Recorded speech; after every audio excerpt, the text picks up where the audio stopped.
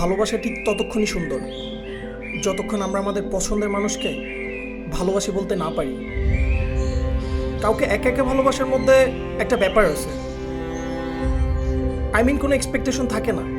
I love you বললো, সেটা reply I love you too না এসে একটা লজ্জাপড়া মুচকে হাসি দেখলে শান্তি লাগে। ঘন্টার পর ঘন্টার জন্য দাঁড়িয়ে থাকতেও কষ্ট হতো না।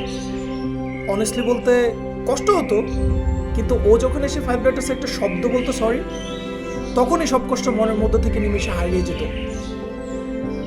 ফেসবুকে মেসেজ করে বসে থাকতাম, কখনো রিপ্লাই দিবে।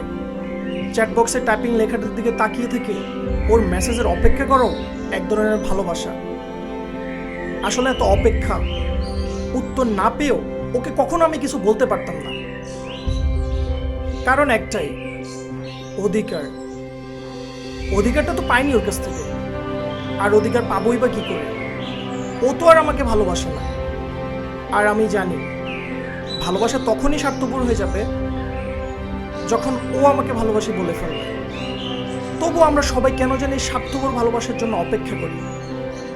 সবাই বসে থেকে অধিকারের অপেক্ষায়, আর অধিকার পেয়ে গেলে আমাদের এক্সপেকটেশনও বেড়ে যায়।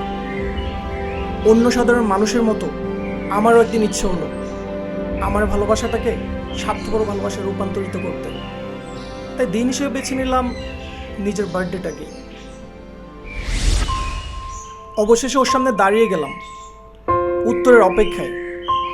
অবশ্য ওর কাছ থেকে আমার কোনো এক্সপেকটেশনও ছিল না, আর এক্সপেকটেশন না থাকার একটাই কারণ ছিল, কারণ ওর 6 বছরের একটা রিলেশন ছিল। গত 7 মাসে ফারিয়াকে অনেকবার ট্রাই করছি আমার ভালোবাসার কথা বলার, কিন্তু ওর বয়ফ্রেন্ডের প্রতি এতটাই লয়াল ছিল যে কখন একটু ভালোভাবে ওর কাছ থেকে রেসপন্সও পাইনি, ভুলে ওর হাতটাও ধরতে পারিনি। ওর বয়ফ্রেন্ডের প্রতি ওর ভালোবাসা দেখে কেন জানি স্বার্থপরের মতো ওকে আরো বেশি ভালোবেসে ফেলি। কারণ আমি জানি everything is fair in love and war.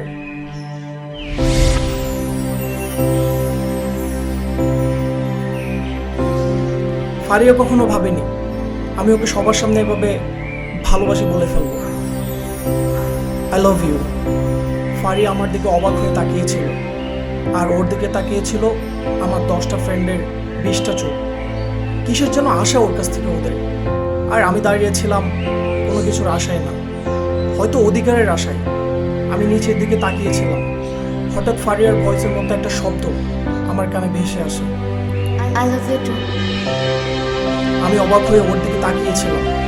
আশেপাশে সবার চিৎকারের শব্দ শুরু হয়ে গেল। ওদের মুখে ছিল কেমন যেন বিজয় ছিনিয়ে নেওয়ার মতো চিৎকার।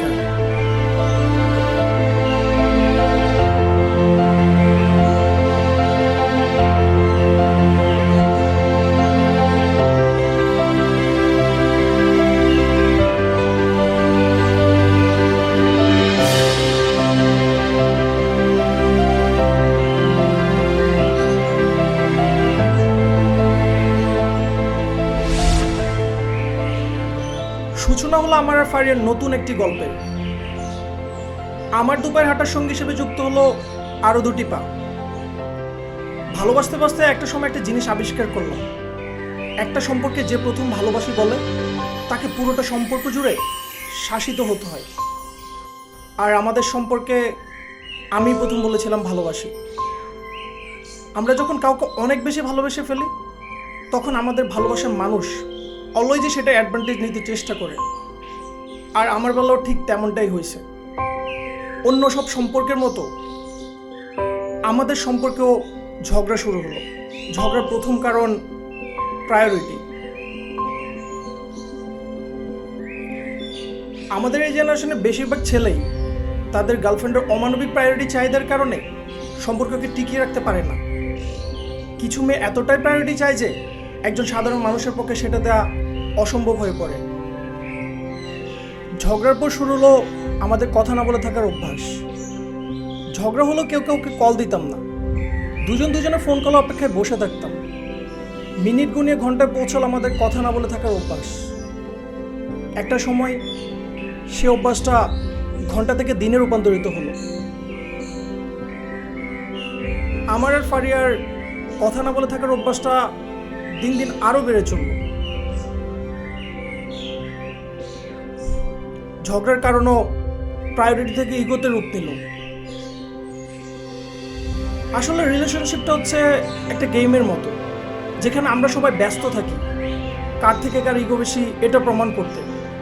অতঃপর যার ইগো কম সে সব কিছু ভুলে গিয়ে তার ভালোবাসার মানুষের রাগ ভাঙানোর কাজে ব্যস্ত হয়ে পড়ে। আর এই গেমে সবসময় তারাই জয়ী হয় যাদের ইগো অনেক বেশি।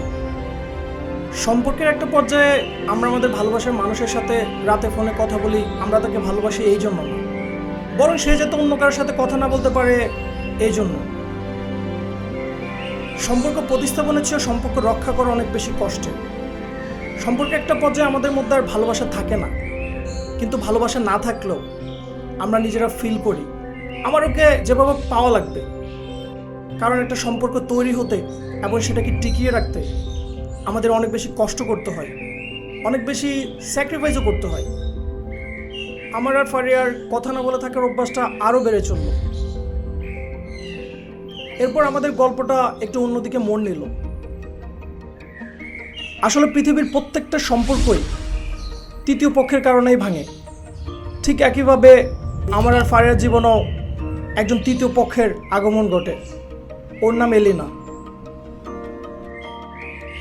রাহাত, কালকে আমার বার্থডে, তুমি প্লিজ আমার বার্থডেতে আসো না। তুমি না আসলে আমার বার্থডেটাই নষ্ট হয়ে যাবে। তুমি জানো আমি তোমার জন্য সবকিছু অ্যারেঞ্জমেন্ট করেছি। আজব, আমি তোমার কে হই? এত এক্সপেকটেশন কোথা থেকে আসে আমার প্রতি তোমার? তুমি জানো আই লাভ ইউ, প্লিজ এমন করো না। তুমি আমার আর ফারিয়ার সম্পর্কে সবকিছুই জানো, আর আমি চাচ্ছি না নতুন কিছুতে জড়াতে। কিন্তু তোমার তো ফারিয়ার সাথে কোনো কথাই হয় না, তোমার সাথে তো ওর কোনো কমিউনিকেশনই নেই। হ্যাঁ, কথা বলি না তার মানে এই না যে আমাদের ব্রেকআপ হয়ে গেছে, তাই না? ওকে ফাইন, কালকে আমার বার্থডে করাই লাগবে না। আমি কালকে বাসা থেকেই বের হব না। আরে আজব, আমি বুঝতেছি না তোমার কি প্রবলেমটা কি। আর তোমার বার্থডেতে গেলে ফারিয়া জানতে পারলে অনেক সমস্যা হবে, এমনিতেও ও তোমাকে সহ্যই করতে পারে না। ও জানবে না রাহাত, প্লিজ, আমি তোমার জন্য সবকিছু ম্যানেজ করেছি। আচ্ছা ঠিক আছে, আমি আসবো, বাট আমি একা আসবো না, আমার সাথে 2-3টা ফ্রেন্ড আসবে। আমি চাই না তোমার সাথে আমার একা মিট হোক। আচ্ছা ঠিক আছে, তুমি যা বলবে তাই হবে। Thank you so much. আচ্ছা ঠিক আছে। একটা সুন্দর এবং সুস্থ সম্পর্ক আমাদেরকে তৃতীয় পক্ষের আকর্ষণ থেকে দূরে রাখে। আর আমার আর ফারিয়ার সম্পর্কটাও সুস্থ ছিল না, তাই তো সেদিন এলিনার বার্থডেতে যাওয়ার জন্য রাজি হয়ে গিয়েছিলাম। হয়তো সেটা হতে পারে এলিনার বার্থডেটা নষ্ট করতে চাইনি এই জন্য, হয়তো বা সেটা হতে পারে ওর প্রতি আমার অ্যাট্রাকশন। আচ্ছা শোন, আমি তুই আর সুমন মিলে কালকে এলিনার বার্থডেতে যাচ্ছি দুপুরবেলা। তোরা একটা কেক নিয়ে রেডি থাকিস, আমরা ওইখান থেকে যাব। আচ্ছা, আমার একটা কল আসছে, আমি তোকে একটু পরে কল দিচ্ছি। আচ্ছা আচ্ছা। হ্যালো, কে কে ফারিয়া?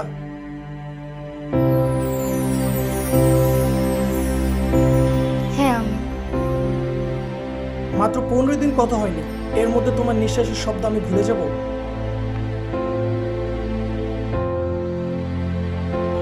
রাহাত, তোমার সাথে আমার কিছু ইম্পর্টেন্ট কথা ছিল। তুমি কি কালকে দুপুরে আমার সাথে একটু দেখা করতে পারবে?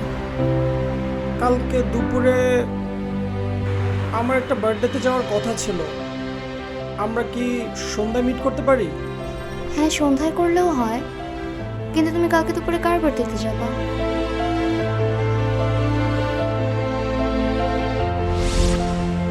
বলতে গিয়ে সেদিন আমি ফারিয়াকে কিছু বলতে পারিনি, কারণ আমি চাইনি ফারিয়াও যাতে ইনসিকিউর ফিল করুক। তো যাই হোক, আমি দুপুরবেলা এলিনার বার্থডেতে যাই। যদিও এলিনা অনেক ট্রাই করছিল আমার পাশে বসার জন্য, আমি ওকে আমার পাশেও বসতে দিইনি। সেদিনে বুঝতে পারছিলাম এলিনার প্রতি আমার বিন্দুমাত্র অ্যাট্রাকশনই নেই। এরপর আমি সন্ধ্যায় ফারিয়ার সাথে দেখা করতে যাই। রাহাত, তোমার কি এলিনার সাথে কিছু আছে? তুমি তাহলে এটা জানার জন্য এখানে আসছো? আমরা যখন আমাদের ভালোবাসার মানুষের সাথে কথা বলা বন্ধ করে দিই, তখন আমরা আমাদের ভালোবাসার মানুষকে যতটা না মিস করি, তার থেকে বেশি ভয় থাকি অন্য কারোর সাথে রিলেশনে যাচ্ছে কিনা। আর এই ভয়ে আমরা আমাদের ভালোবাসার মানুষের কাছে বারবার ফিরে যাই। আর ঠিক একইভাবে তুমিও ভয় পেয়ে আমার কাছে ফিরে আসছো, তাই না? রাহাত, এত কিছু জানতে চাইনি, যেটা জানতে চেয়েছি সেটা বলো। ও তোমার পিকচার্সে কমেন্ট করে, তোমাকে নিয়ে স্ট্যাটাস দেয়, তোমার কি মনে হয় আমি কিছুই দেখি না? এত যখন কেয়ার করো, গত 15 দিনে একটাবার কল তো দিতে পারতাম। আর বাই দ্য ওয়ে, এলিনার সাথে আমার কিছু নেই। ও আমার জন্য অনেক কিছু করে, সেটা ঠিক আছে, কিন্তু সেটাতে আমার কোনো রেসপন্স থাকে কিনা সেটা তোমার নোটিস করা উচিত ছিল। দ্যাটস ইট, এতটুকুই জানতে চেয়েছিলাম।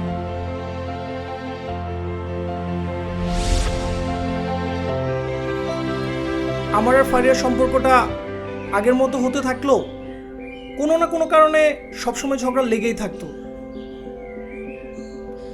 ঝগড়া যেটা দিয়ে শুরু হতো, ঝগড়া শেষটা এলিনাকে নিয়েই থাকতো। এই তৃতীয় পক্ষটা কেন জানে বিনা কারণে আমাদের সম্পর্ক ভাঙার প্রধান কারণ হয়ে দাঁড়ালো। আমরা আমাদের ভালোবাসার মানুষের সাথে থেকে যতটা না ভালো থাকি, শান্তিতে থাকি, তার থেকে বেশি ভালো থাকি যখন আমাদের আশেপাশের মানুষ বলে, দোস্ত তোর গার্লফ্রেন্ড অনেক সুন্দর, তোদের দুজনকে একসাথে অনেক ভালো লাগে।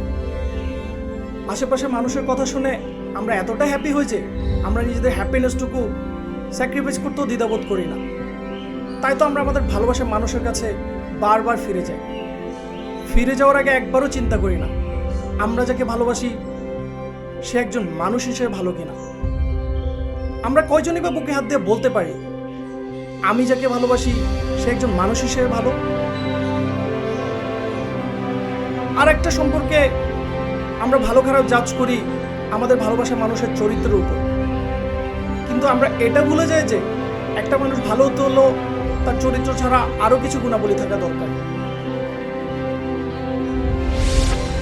অতঃপর অনেকদিন পর আমরা দুজন আবার একসাথে দাঁড়িয়ে আগের বারের কথা না বলে থাকার অভ্যাসটা এবার 20 দিনে গিয়ে পৌঁছানো। বাহ, আগে আমার সাথে কথা না বলে একটুও থাকতে পারতাম না, আর এখন আমার সাথে কথা না বলে বেশ ভালোই আছো মনে হচ্ছে। কথা না বলে থাকার অভ্যাসটা আসলে তোমার কাছ থেকেই শেখা। কথা বলার ওয়েটাও বেশ চেঞ্জ হয়ে গেছে মনে হচ্ছে। আসলে রাহাত, আমাদের মধ্যে আর আগের ভালোবাসাটা নেই। আমরা দুজনের সাথে কথা না বলে এখন বেশ ভালোভাবেই থাকতে পারি।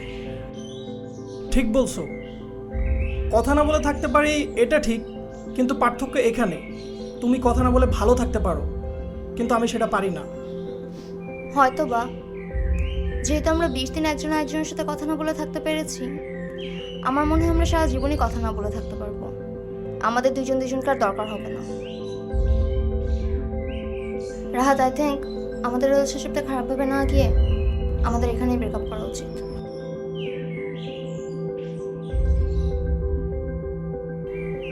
আচ্ছা,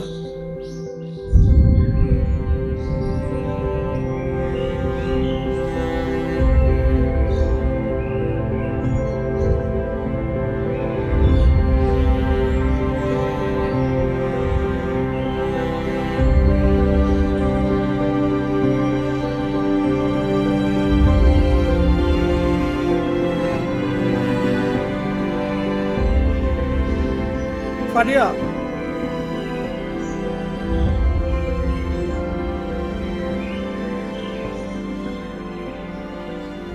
এই একটা কারণে আমাদের দুজনে আলাদা হয়ে যাওয়া কি ঠিক হবে? এলিনাকে কল দিয়েছিলাম, বললো তুমি ওর বার্থডেতে গিয়েছিলে। কথাটা আমার থেকে হাইড না করলেও পারতে রাহাত।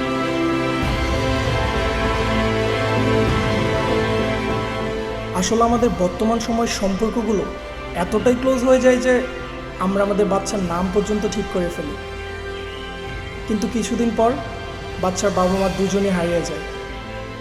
আর এই বাচ্চা এমন এক ধরনের বাচ্চা যার কোনো অস্তিত্ব নেই, কারণ এই বাচ্চা হচ্ছে দুটি মানুষের মন, যে কিনা তার বাবা মাকে হারানোর পর এতিম হয়ে যায়।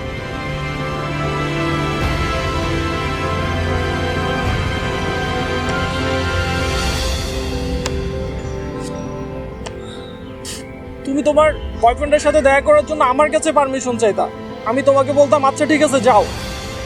আমি যাকে এত বেশি ভালোবাসি তাকে আমার অন্য কারোর সাথে শেয়ার করতে হতো।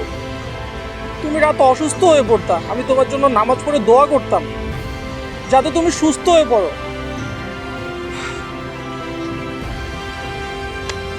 তোমার জন্য ঘন্টার পর ঘন্টা আমি দাঁড়িয়ে থাকতাম, একটু কষ্ট হতো না আমার। এত রেসপেক্ট করতাম তোমাকে, তোমাকে দূর থেকে দেখতাম তুমি আসতেছো, আমি বসা থেকে দাঁড়িয়ে যেতাম। আই এম দ্যাট পারসন যে তোমাকে 7টা মাস কোনো এক্সপেকটেশন ছাড়াই ভালোবাসছে, আর তুমি ওই পার্সনটার একটা ভুল মাফ করতে পারলা না।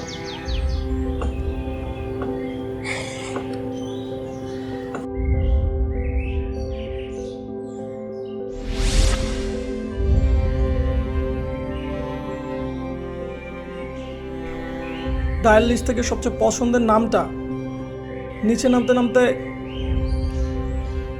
একটা সময় হারিয়ে যায়, ক্লিয়ার হয়ে যায় ফেসবুক মেসেঞ্জারের নিক নেমটাও।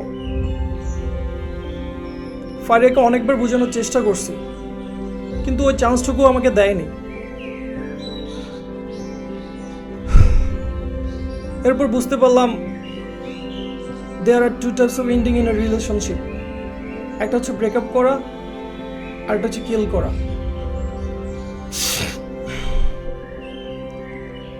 আমার আর ফারিয়ার সম্পর্কটা কিল হয়ে গেছে। ও এখন আমার জন্য একজন মরা মানুষ, যে কিনা নিঃশ্বাস নাই, কিন্তু সেটা আমার জন্য না। ফারিয়া, অনেক দিন তো হয়ে গেল, কিন্তু তোমার অস্তিত্বের প্রতিবিম্বটাও কারোর মধ্যে খুঁজে পেলাম না। অভিনয়ের অভিজ্ঞতাও দিন দিন বেড়ে চলছে, কিন্তু সেটা বাস্তব জীবনকে জীবন্ত করে তুলতে পারে না। আর কত ক্লান্ত আমি। গল্প যেখান থেকে শেষ, সেখান থেকে নতুন গল্পের শুরু হয়। আমার জীবনেও নতুন গল্পের সূচনা হলো।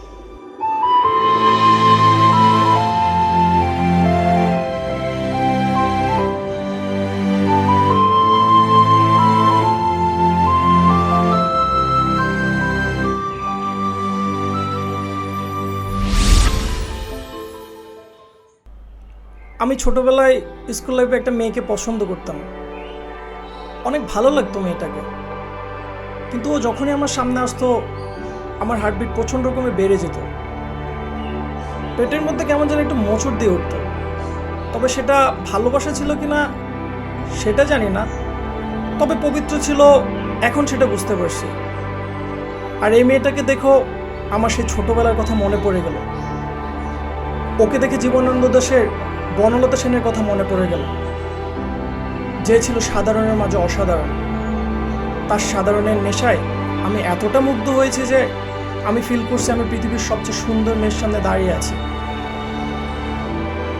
যার মুখের একটা হেলো শুনলেই আমার সারাদিনের ক্লান্তি দূর হয়ে যেত, যে কখনো চিন্তা করতো না ও কেন কল দেয়নি, আমি কেন কল দেব, যার মধ্যে ছিল না বিন্দুমাত্র অহংকার।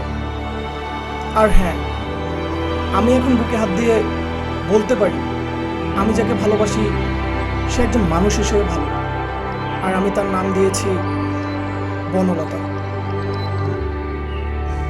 তুমি এত সুন্দর করে একটা মানুষের বর্ণনা করলে আমার না তাকে খুব দেখতে ইচ্ছা করছে। তুমি কি আমাকে তার সাথে একটু পরিচয় করিয়ে দিতে পারবে?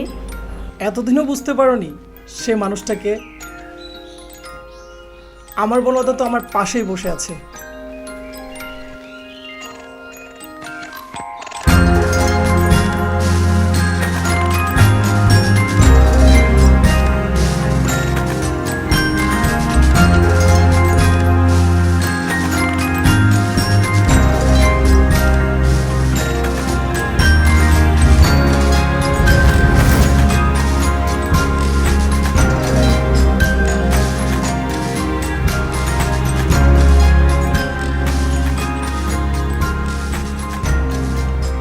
তাকেই ভালোবাসা উচিত, যার মুখের কথা শুনলে নিজেকে আয়নায় দেখতে হবে না। আর আমি তোমার সারা জীবনে সে আয়না হতে চাই। আর আমিও সারা জীবন সে আয়নায় নিজেকে দেখতে চাই।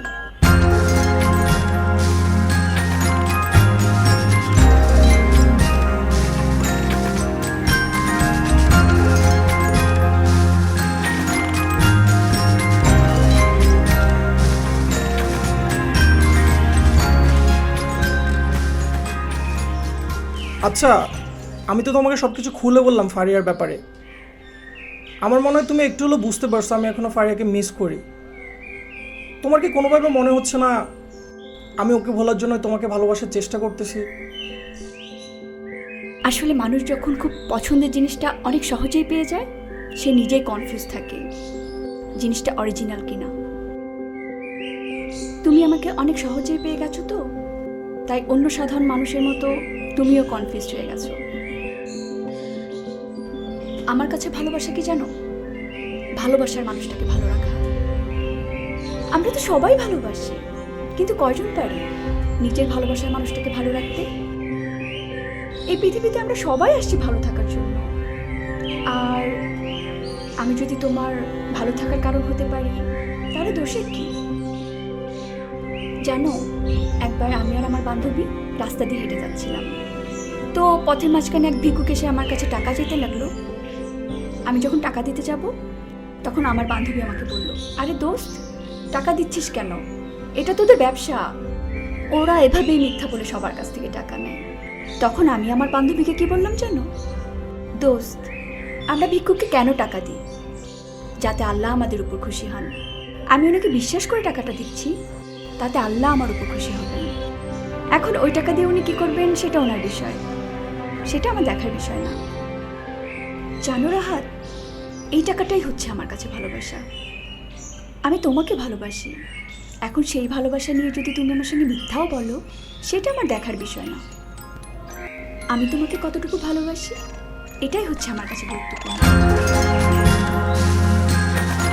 আসলে এখন মনে হচ্ছে বনলতা নামটা দিয়ে তোমার আমি কোনো ভুল করিনি। এটা শুধু তোমার সাথেই মানে।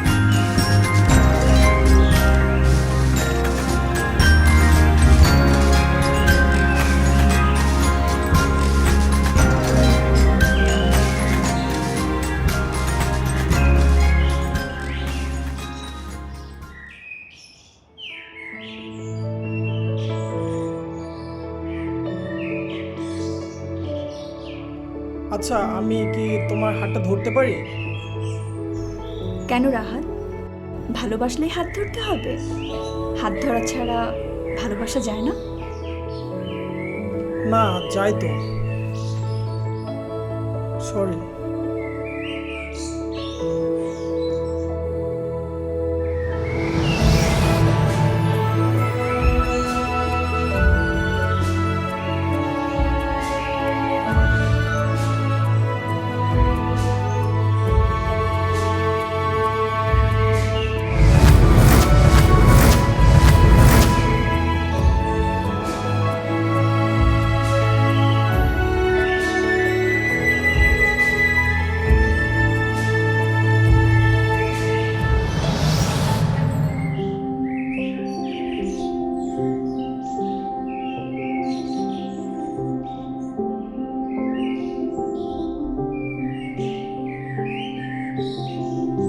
কি হলো?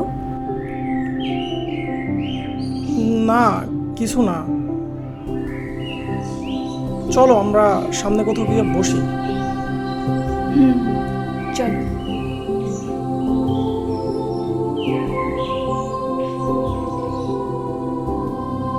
জানো, এই পৃথিবীতে না খুব কম মানুষই থাকে যারা তাদের এক্সকে ভালোবেসে এখনো কষ্ট পায়, আর তুমিও তাদের মধ্যে একজন।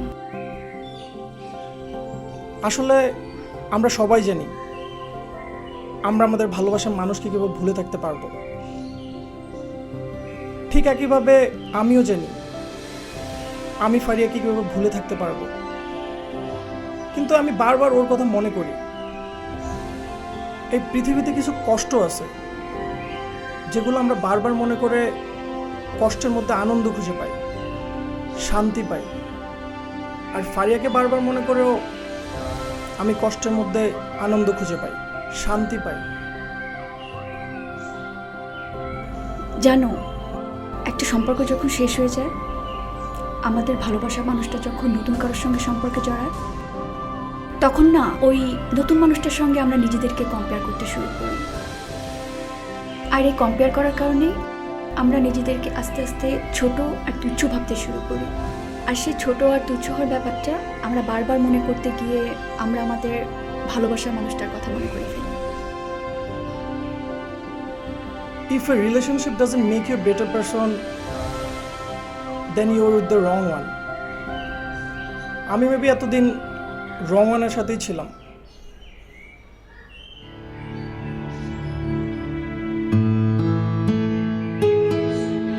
এই হাতটা আমি আর ছাড়তে চাই না। আমিও চাই না।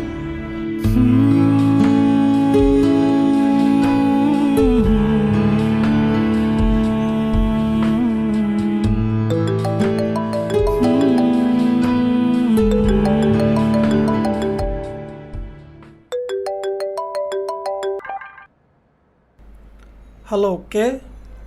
আমি ফারিয়া। হঠাৎ এতদিন পর কল দিল? তোমাকে অনেক মিস করতেছিলাম তো, তাই কল দিলাম। তোমার কাছে মিস করার চাইতে ইগোটা বেশি ইম্পর্টেন্ট, তাই না? রাহাত প্লিজ, যা হয়েছে আমরা সব ভুলে যাই। প্লিজ চলো আমরা আগের মতো হয়ে যাই। তুমি আমার লাইফে আসতে অনেক দেরি করে ফেলছো। আমার লাইফে অন্য কেউ চলে আসছে। রাহাত কি বলতেছো এসব? তুমি এখন আমাকে অনেক বেশি লাভ করো। প্লিজ তুমি আর রাগ করে থেকো না। Hello Rahat, Rahat hello.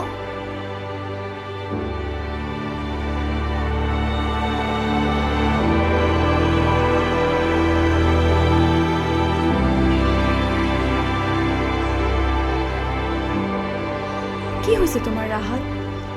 একটু বলবা? সকাল থেকে তোমার ফোনও অফ ছিল। তুমি কি আমার কাছে কিছু হাইড করতেছো? আসলে আমি ভাবতেছিলাম তোমায় কিছু কথা বলবো, কিন্তু বুঝতে পারতেছি না সেটা কিভাবে বলবো। বলো, সব কিছুই তো বলো, এটা কেন হাইড করবা? আসলে আমার কালকে রাতে একটা ফোন আসছিল। কে কল করছিল? রাহাত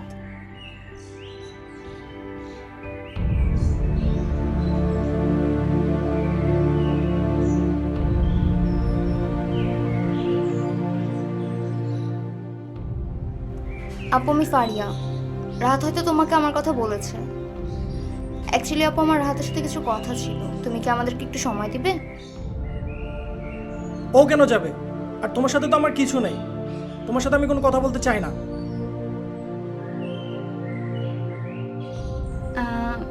আচ্ছা ঠিক আছে, তোমরা থাকো, কথা বলো, আমি একটু হেঁটে আসি।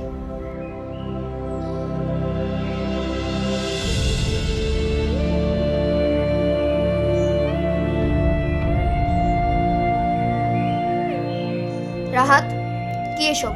কি করতেছো তুমি এসব? কি করতেছে মানে? আমি ওকে লোভ করি? না, তুমি ওকে লাভ করো না। তুমি এখন আমাকে অনেক বেশি লাভ করো। আর আমাকে ভুলার শুনে তুমি ওর সাথে রিলেশনে দিচ্ছ। কেন খামোখাম এটাকে কষ্ট দিচ্ছ? আমি জানি তুমি এখন আমাকে অনেক বেশি লাভ করো। জীবনের কোনো একটা সময়ে আমরা আমাদের হ্যাপিনেসের জন্য নিজেদের মনের বিরুদ্ধে একই সময় দুজন মানুষকেও ভালোবাসি।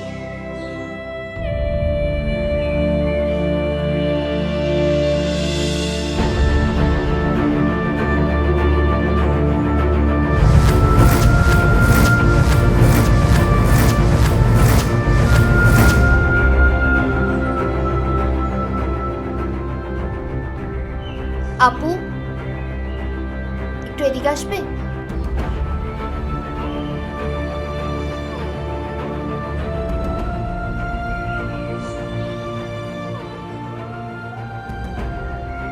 আপু, আসলে রাহাত এখন আমাকে অনেক বেশি ভালোবাসে।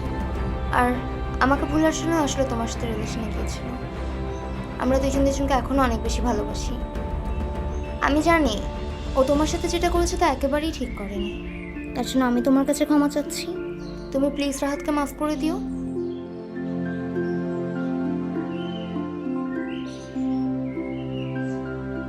আমি তো চাইও ভালো থাকুক, সুখে থাকুক, আর সেটা যদি তোমার সঙ্গে থাকতে পারে তাতে আমার একটুও খারাপ লাগবে না। আসলে আমি প্রথম থেকেই দেখছি ও তোমাকে অনেক মিস করে, অনেক ভালোবাসে। আমি তো চেয়েছিলাম ওকে একটু ভালো রাখতে, ওর ভালো থাকার কারণ হতে। আমি জানি না আমি কতটুকু পেরেছি।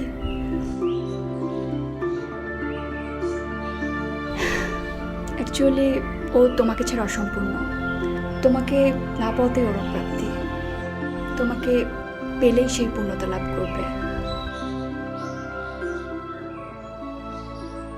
তোমার সুখে আমার সুখ রাহাত, ভালো থেকো।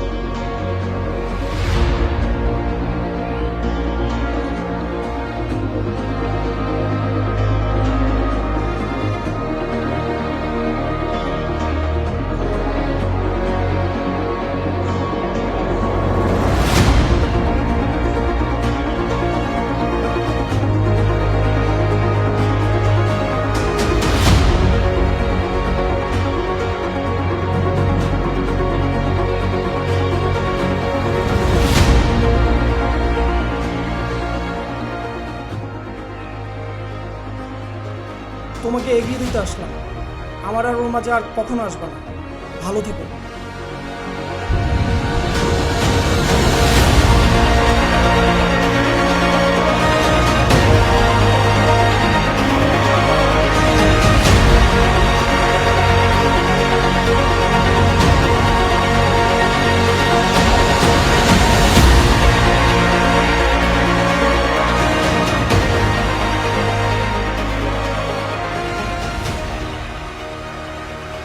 কাঁদছো কেন? আমি কোথাও যাইনি তো, আমি তো তোমারই আছি। তুমি ঠিকই বলছো, আমি অপূর্ণতায় ছিলাম, অপ্রাপ্তিতে ছিলাম, কিন্তু সেগুলো পূর্ণতা আর প্রাপ্তিতে লাভ করছে তখন যখন তুমি আমাকে বলছো আমার সুখই তোমার সুখ। আসলে ভালো তো তাকেই বাসা উচিত যার সাথে থাকলে ভালোবাসার সংজ্ঞাটা শেখা যায়। ভালোবাসা এমনই হওয়া উচিত, নিঃস্বার্থ।